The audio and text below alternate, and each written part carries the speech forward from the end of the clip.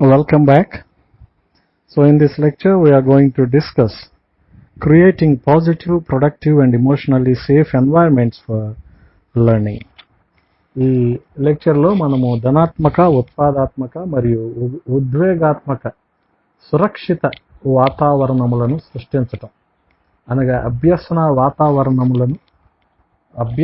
వాతావరణాన్ని ఏ విధంగా సృష్టించాలి అనేది మనం తెలుసుకోబోతూ ఉన్నాం.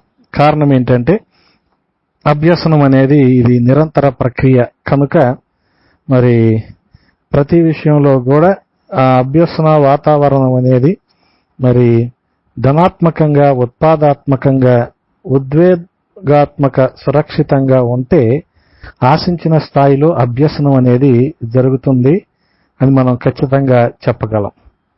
So in terms of A better learning experience, since learning is a continuous process, we need to provide positive, productive and emotionally safe environments for learning.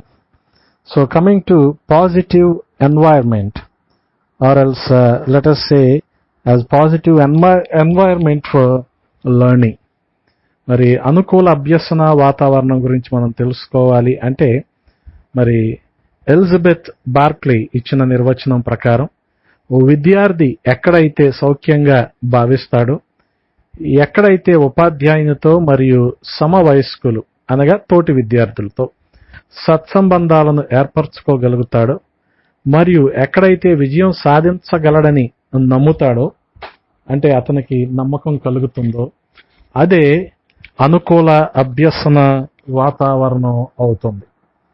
So ఇక్కడ విద్యార్థి యొక్క ఆత్మవిశ్వాసాన్ని పెంపొందించడానికి చేసే ప్రతి పని వాస్తవానికి చేసే ప్రతి ప్రక్రియ అనుకోవచ్చు. So each and every process to enhance the learning ability of the student, so that reflects in his rate of learning. అతను త్వరితగతిన నేర్చుకుంటున్నాడా లేదా అనేది మనకి తెలియాలి అంటే అభ్యసన వాతావరణం ఎంత అనుకూలంగా ఉందో మనం తెలుసుకోవాలి. అనుకూలమైన అభ్యసన వాతావరణం అంత మాత్రమే కాదు, అనుకూలమైన అంటే అది అంబియన్స్ కావచ్చు, లేకపోతే క్లాస్ రూమ్ తరగతి గది సిట్యుయేషన్, క్లాస్ రూమ్ సిట్యుయేషన్ తరగతి గది ఉన్న పరిస్థితి. అంటే రణగొణ ధ్వనుల మధ్య అభ్యసన జరగాలంటే కాస్త కష్టం. అభ్యంతరకర పరిస్థితుల్లో అభ్యసన జరగాలి అంటే కాస్త కష్టం.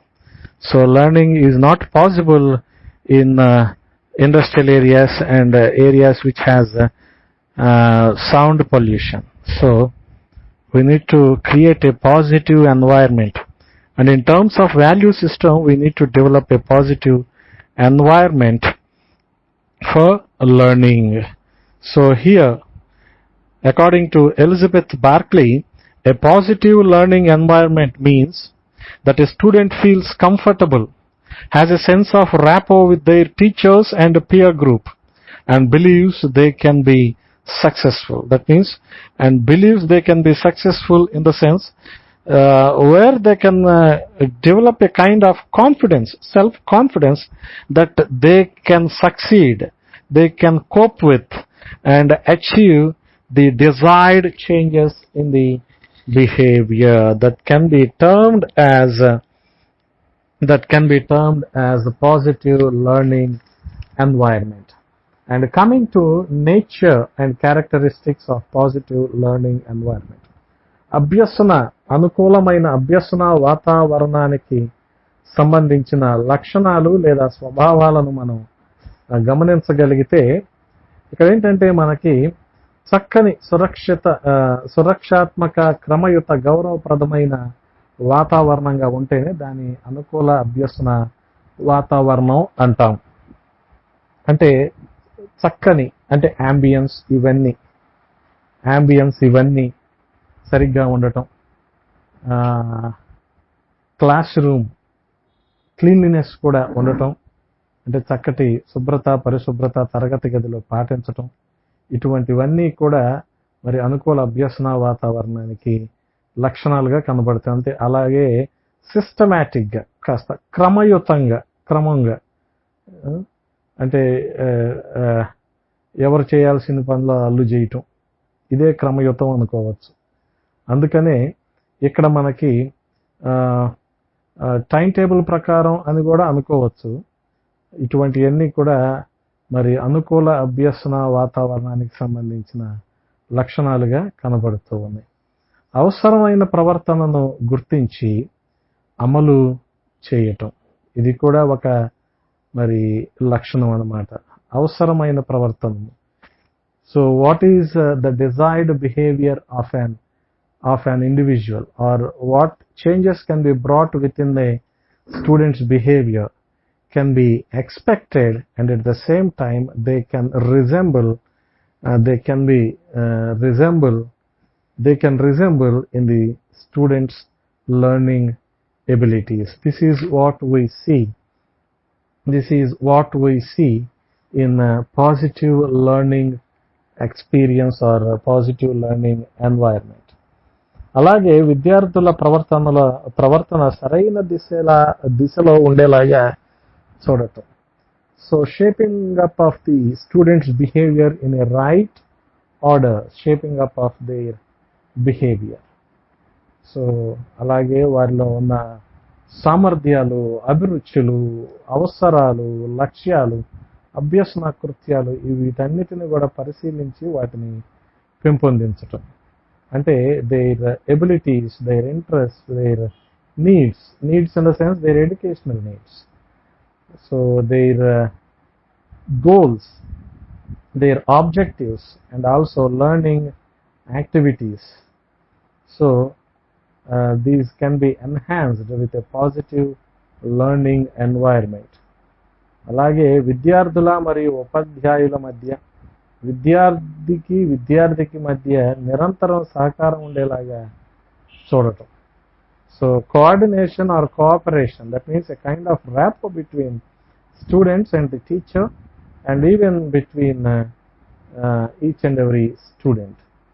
అండ్ నెక్స్ట్, భావ ప్రసారణ ప్రక్రియకు అధిక విలువను ఇవ్వడంతో పాటు అత్యంత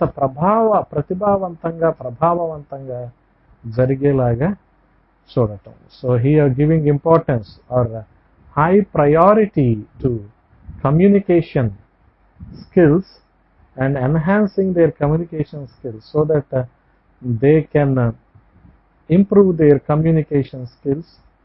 That means effective communication skills. So ఇవన్నీ కూడా అవాంతరాలు లేకుండా మరి పూర్తి స్థాయిలో జరిగేలాగా చూడటం. వీటితో పాటు స్వీయ క్రమశిక్షణ అమలయ్యే అవకాశాలను కల్పించాలి. Self discipline. ఏదో క్లాస్ మానిటర్ ఉంటే ఒక రకంగా, టీచర్ ఉంటే ఇంకో రకంగా, ఎవరైనా చూస్తున్నారంటే ఒక రకంగా, క్లాస్ రూమ్లో డిసిప్లిన్ ఉంటే కష్టం. ఎవరు ఉన్నా లేకపోయినా వాళ్ళు కాస్త డిసిప్లిన్తో ఉండటం, క్రమశిక్షణతో ఉండటం. దీన్ని మనం ఏమంటున్నామంటే స్వీయ క్రమశిక్షణ అంటున్నాం. Self discipline at individual's self level. So this is very much important, and moreover they are responsible for their learning. వారి అభ్యాసనకు వారే బాధ్యులవుతారు. ఏమి నేర్చుకుంటున్నారనేది, ఏ విధంగా నేర్చుకుంటున్నారనేది దీనికి వారికి వారే బాధ్యులవుతారు. కనుక మరి వారి అభ్యసన అనుభవాలు అనేవి సరిగ్గా ఉండాలి. So, and next coming to building a positive or creating positive learning environment. అనుకూల అభ్యసన వాతావరణాన్ని నిర్మించటం లేదా సృష్టించటం. మరి మనం గమనించగలిగితే ప్రోగ్రామ్ ఆఫ్ యాక్షన్ దాదాపుగా ఇది బహుశా 90వ దశకంలో మనకి ప్రోగ్రామ్ ఆఫ్ యాక్షన్ మరి దీన్ని ప్రవేశపెట్టినప్పుడు ఇందులో మరి పరిశోధన, మూల్యాంకనం, అభివృద్ధి ఇటు అంశాల గురించి మరి వ్యూహాలు అనగా స్ట్రాటజీస్ వీళ్ళు ఫామ్ చేసి ఏ విధంగా మనం పాజిటివ్ లెర్నింగ్ ఎన్వైరన్మెంట్, అనుకూల అభ్యసన వాతావరణాన్ని సృష్టించవచ్చో లేదా నిర్మించవచ్చో వీళ్ళు ఖచ్చితంగా చెప్పారు. So maybe in the decade of 1990, so some long back. So according to program of action, so they have concentrated on research, evaluation, and development. According to these strategies, they can implement a positive learning environment within the school level, right?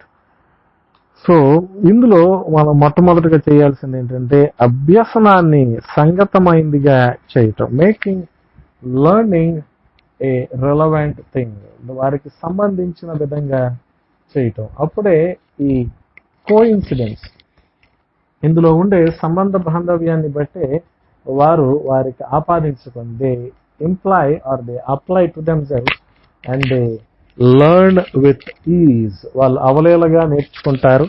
అంత మాత్రమే కాదు, ఇవన్నీ కూడా స్పష్టంగా చేయగలుగుతారు. Make learning relevant. అందుకనే అభ్యసనం ఎలా జరుగుతుందో, తరగతి గదులు ఎలా నిర్వహించబడుతుందో విద్యార్థులకు తెలియజేయటం ద్వారా విద్యార్థులకు వాటి గురించిన అవగాహన పెరిగి బాగా అభ్యసిస్తారు. How learning is done within a classroom situation, how is and what is the rate of their learning. If we create a kind of awareness to the students, they can cope with the situations and they make it as a relevant subject matter for themselves. And the next one is creating a classroom code of conduct.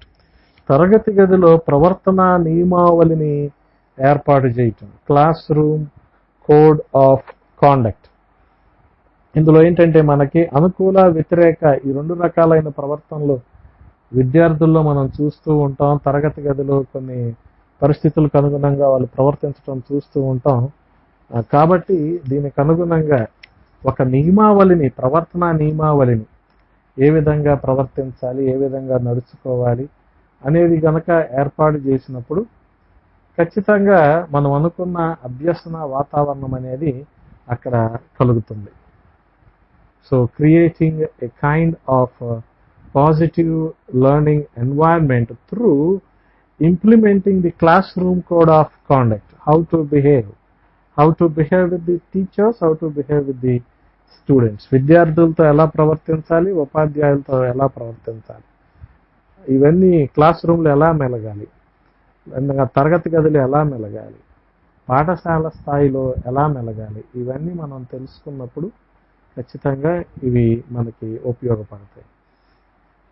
Teach positive actions, అనుకూల కృత్యాలను వారికి బోధించటం. అనుకూల కృత్యాలు అంటే ఎలాగంటే self management, స్వీయ నిర్వహణ, problem solving, సమస్య పరిష్కరణ, అలాగే డెసిషన్ మేకింగ్, నిర్ణయాలు తీసుకునే తత్వం, అలాగే స్వీయ నిర్వహణ, సెల్ఫ్ మేనేజ్మెంట్, సమయపాలన, టైం మేనేజ్మెంట్, అనుకూల భావోద్వేగాలు, పాజిటివ్ ఇమోషన్స్, అలాగే నిజాయితీగా ఉండటం, బాధ్యతను స్వీకరించటం, తప్పులను మరి సరిదిద్దుకోవటం, ఇటువంటివన్నీ కూడా పాజిటివ్ యాక్షన్స్, అనుకూల కృత్యాలు. ఈ అనుకూల కృత్యాలను బోధించడం వల్ల కూడా అనుకూల అభ్యసన వాతావరణాన్ని సృష్టించిన వాళ్ళమవుతాం. అలాగే ధనాత్మక ప్రవర్తనలను బలోపేతం చేయటం, రీఇన్ఫోర్సింగ్ ది పాజిటివ్ బిహేవియర్. మనము అభ్యసన సిద్ధాంతాల గురించి చూసినప్పుడు ఈ మరి రీఇన్ఫోర్స్మెంట్, పునర్బలనం అంటే ఏంటో చూసాం. అంటే ఏదైనా మంచి పని చేసినప్పుడు మెచ్చుకుంటే ఆ విద్యార్థి మరొకసారి అదే పనిని చేయటానికి మరి ముందుకు వస్తాడు. అలాగే రీఇన్ఫోర్సింగ్ అంటే వారి ప్రవర్తనను బలోపేతం చేయటం. Bit by bit becomes a habit, క్రమక్రమంగా నేర్చుకుంటూ ఒక ప్రవర్తనను స్థిరపరచుకుంటాడు. కాబట్టి ఇవన్నీ కూడా మనం అలవాటు చేయాలి. ఎంగేజింగ్ పాజిటివ్ రోల్ మోడల్స్, ధనాత్మక నమూనాలను వినియోగించాలి. మరి వాళ్ళ హోంవర్క్ కావచ్చు, వాళ్ళ యాక్టివిటీస్ కావచ్చు, అలాగే కోకరిక్యులర్ యాక్టివిటీస్, వీటన్నిటిలో వాళ్ళకి మరి ధనాత్మకమైన నమూనాలు, positive role models. We need to implement positive role models. Always be positive, ఎల్లప్పుడూ కూడా ధనాత్మకంగా మనం ఉన్నప్పుడు అనుకూలమైన అభ్యసన వాతావరణాన్ని తరగతి గదిలో ఏర్పరచగలం. అలాగే మరి అనుకూల అభ్యసన వాతావరణాన్ని పెంపొందించడంలో ఉపాధ్యాయుని పాత్రను మనం గమనించగలిగితే, if you observe role of teacher in building a positive learning environment.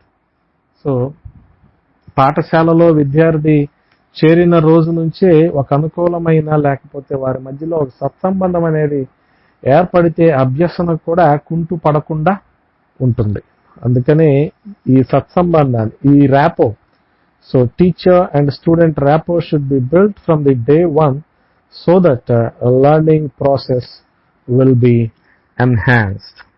అలాగే తోటి విద్యార్థులతో కలిసిమెలిసి మెలగాలి అన్న విషయాన్ని కూడా విద్యార్థులకు మనం బోధించినప్పుడు ఆ విధంగా అభ్యసనకు దోహదం చేసే అంశాలుగా మనకు కనబడుతున్నాయి. So rapport with the peer group or with the colearners, సమవయస్కులతో తోటి అభ్యాసకులతో వారు కలిసి మెలిసి మెలగటం. అలాగే ఉపాధ్యాయుల సలహాలను స్వీకరించటం, సంప్రదింపులు జరగటం, వీటి వల్ల కూడా అభ్యసన వాతావరణాన్ని ఏర్పరచవచ్చు. సలహాలను స్వీకరించటం, so accepting the advices of the teachers, so discussing with the teachers. So by this we can create a positive learning environment. అలాగే విద్యార్థులతో వారి స్థాయికి వారి పద్ధతులకు అనుకూలంగా సామరస్యంగా హాస్యభరితంగా స్పష్టంగా మాట్లాడటం ద్వారా విద్యార్థులతో సంబంధాలను చాలా కాలంగా సౌఖ్యంగా కొనసాగించవచ్చు.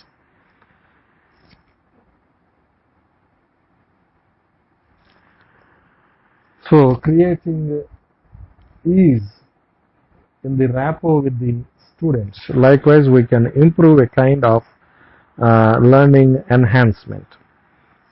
అలాగే మరి ఉపాధ్యాయుడు ధనాత్మకమైన వాతావరణాన్ని, అభ్యసన వాతావరణాన్ని పెంపొందించడానికి టెక్నాలజీని కూడా బాగా ఉపయోగించాలి.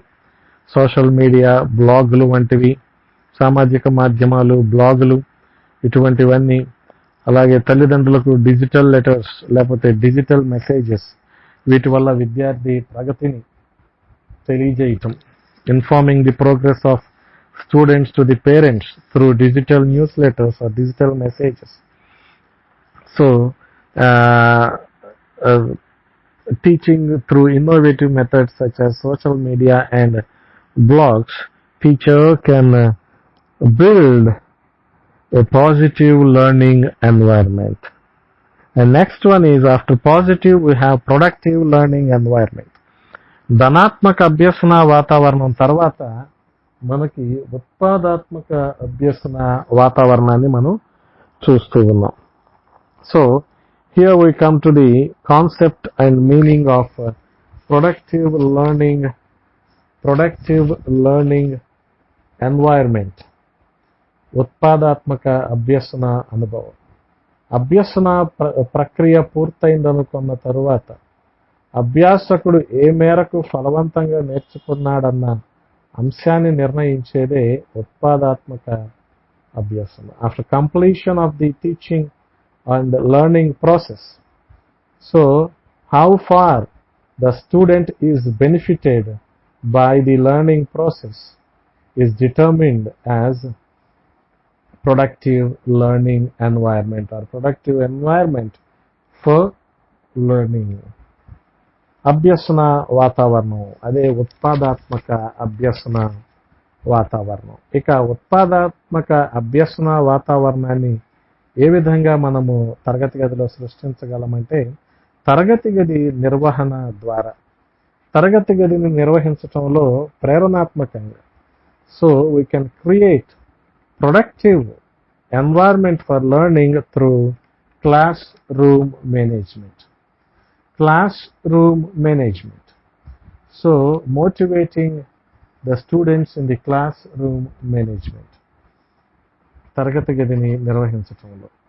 అలాగే ప్రభావవంతమైన తరగతి గది నిర్వహణకు ప్రణాళికను రచించటం. Planning for an effective classroom management. అభ్యాసకులు ఏ విధంగా ఉండాలి, నియమ నిబంధనలు ఏంటి, విధానాలు ఏంటి స్పష్టంగా తెలియజేస్తూనే విద్యార్థులను ప్రోత్సహిస్తూ వారిలో ప్రేరణను కలిగిస్తూ ఉండాలి. So planning for effective classroom management in the sense creating awareness to students on rules and regulation, on the strategies, on the policies of education, and later on motivating them in accordance with the policies. So next issue in creating productive environment for learning is communication with parents. Communication with parents. తల్లిదండ్రులతో భావ ప్రసారం. తల్లిదండ్రులతో భావ ప్రసారం. Communication అంటే విద్యార్థుల హాజరు గురించి, అలాగే వాళ్ళ సాధన అచీవ్మెంట్, హాజరు అటెండెన్స్, వారి వైఖరులు అనగా వారి యాటిట్యూడ్స్, వారి ఫలితాలు రిజల్ట్స్, ఇవన్నీ కూడా తల్లిదండ్రులతో పంచుకోగలగటం, తల్లిదండ్రుల సహాయముతో విద్యార్థుల ప్రగతిని పెంపొందించగలగటం. So sharing or communicating the students' attendance, students' achievements, students' attitude, and students' results with their parents, and enhancing them in productive learning. అందుకనే కొన్నిసార్లు PTA, పేరెంట్ టీచర్ అసోసియేషన్, కొన్ని సదస్సులు నిర్వహించటం, కొన్ని సమావేశాలు పెట్టడం, ఓపెన్ హౌసెస్, ప్రోగ్రెస్ రిపోర్ట్స్, అలాగే report cards, ఇవన్నీ కూడా పేరెంట్స్ అనగా తల్లిదండ్రులతో భావ ప్రసారాన్ని కలిగి ఉండటం, సత్సంబంధాలను కలిగి ఉండటం. And the next issue in creating productive environment for learning is dealing with misbehavior. దుష్ప్రవర్తనను సంస్కరించటం. Dealing with misbehavior. Dealing with misbehavior. దుష్ప్రవర్తనను సంస్కరించటం. Dealing with misbehaviour. దుష్ప్రవర్తనను సంస్కరించటం. సరైన ఉపాధ్యాయుడు తరగతి గది అభ్యసన వాతావరణంలో తన జోక్యాన్ని తక్కువగా ఉంచుతాడు. So an effective teacher will not go for interference within the classroom situations. He will interfere in minimal conditions. చాలా తక్కువగా, అరుదుగా అతను జోక్యాన్ని చూస్తూ ఉంటాడు.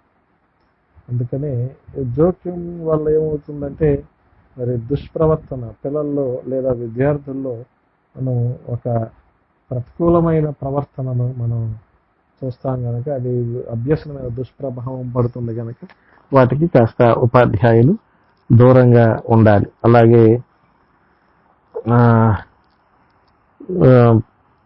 Teachers should not encourage serious problems like violence, aggression. So అంటే తీవ్రమైన సమస్యలు తరగతి గదిలో అంటే దౌర్జన్యం కానీ, దురుసుతనం కానీ, వీటిని ఏమాత్రం కూడా ప్రోత్సహించకూడదు. ఇది సాధ్యమైనంత వరకు వారిలో ప్రేరణ కలిగించి వీటికి కాస్త దూరంగా ఉంచాలి. తరువాత మనకున్నది ఏంటంటే మరి ఉత్పాదాత్మక అభ్యసన వాతావరణం తర్వాత ఉద్వేగాత్మక సురక్షిత అభ్యసన వాతావరణం. So after productive environment for learning, we have emotionally safe learning environment. Safe learning environment. Emotionally safe.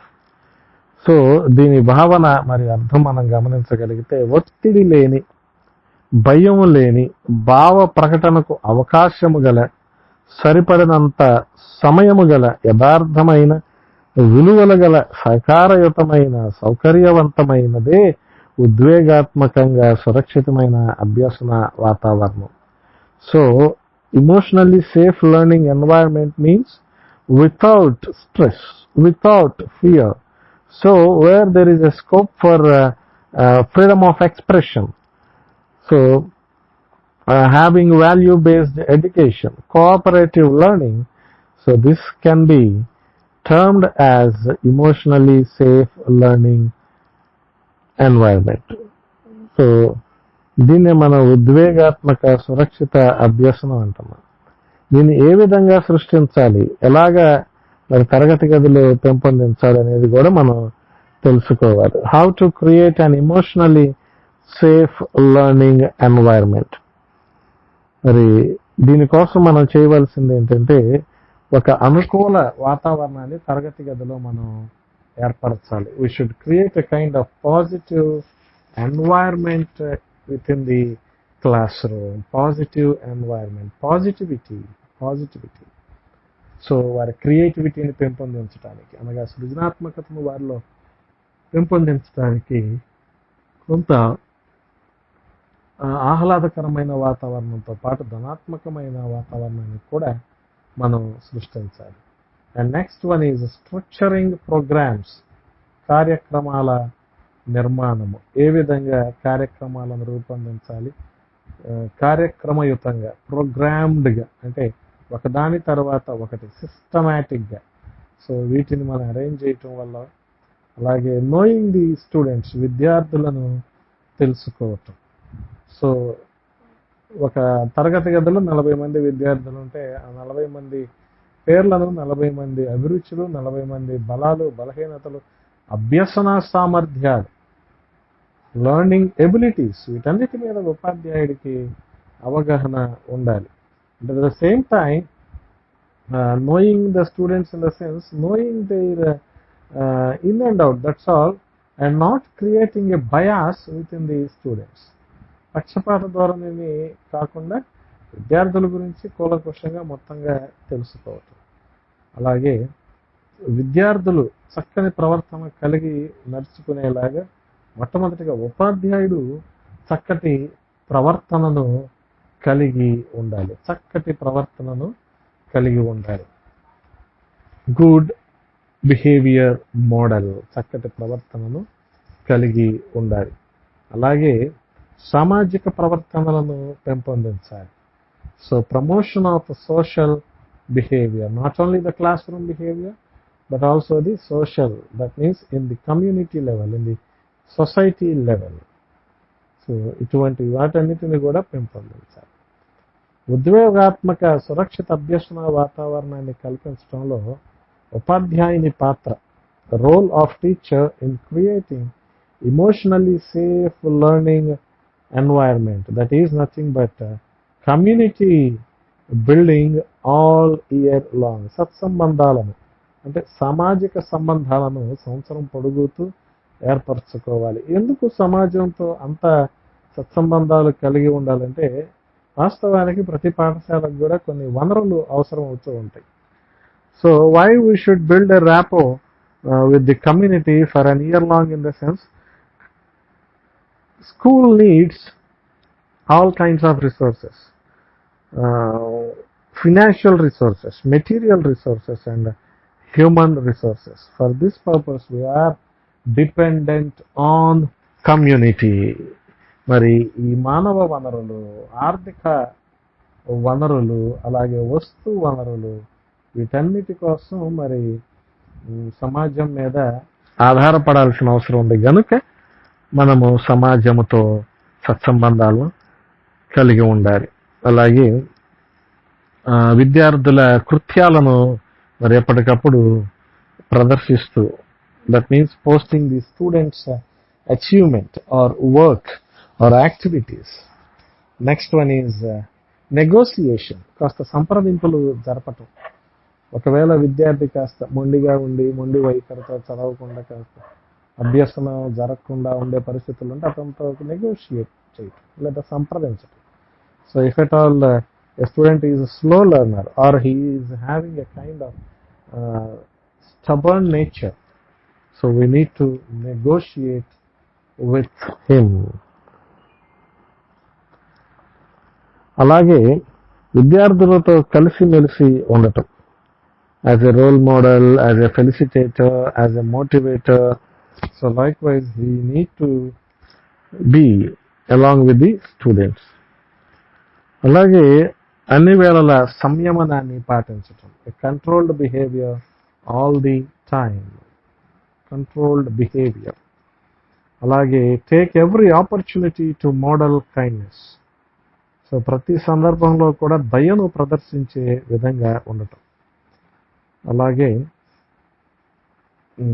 Model వర్నరబిలిటీ, ఖేదమైన విషయాల విషయంలో మరి ఆ సందర్భంలో వివరణ ఇవ్వగలగటం, ప్రతి పర్యవసానాన్ని పరిశీలించి తెలుసుకోవటం, అలాగే తరచూ నవ్వుతూ ఉండటం, స్మైల్ ఆఫెన్, తరచూ నవ్వుతూ ఉండటం, అలాగే షోయింగ్ పేషెన్స్, సహనాన్ని ప్రదర్శించటం,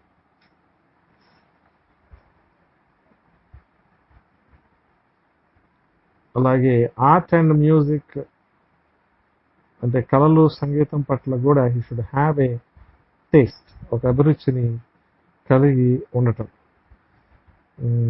సరైన ఆహారాన్ని మరియు తగిన విశ్రాంతిని కల్పించటం, support nutritious food and sufficient rest, nutritious food and sufficient rest.